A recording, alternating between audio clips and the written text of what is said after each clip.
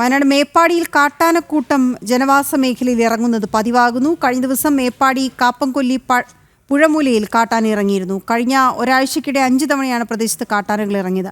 പ്രദേശത്തെത്തിയ കാട്ടാനകളുടെ ദൃശ്യങ്ങൾ നാട്ടുകാർ പകർത്തി. ജീവന് ഭീഷണിയായ കാട്ടാനകളെ ജനവാസ മേഖലയിൽ നിന്നും കാടുകയറ്റാൻ നടപടി വേണമെന്നാണ് നാട്ടുകാരുടെ ആവശ്യം.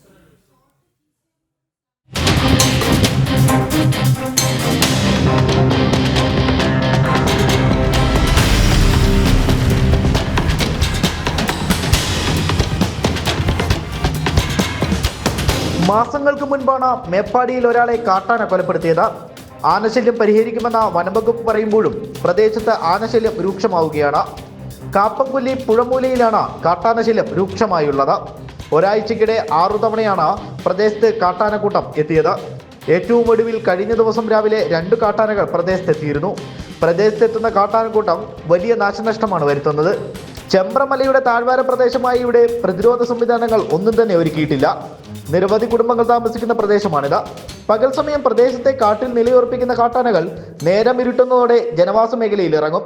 കാട്ടാന ശല്യത്തിന് അടിയന്തര പരിഹാരം കാണണമെന്നും ശാസ്ത്രീയമായ ഫെൻസിംഗ് രീതികൾ അവലംബിക്കണമെന്നുമാണ് പ്രദേശവാസികൾ ആവശ്യപ്പെടുന്നത്. ജനം, വയനാട്.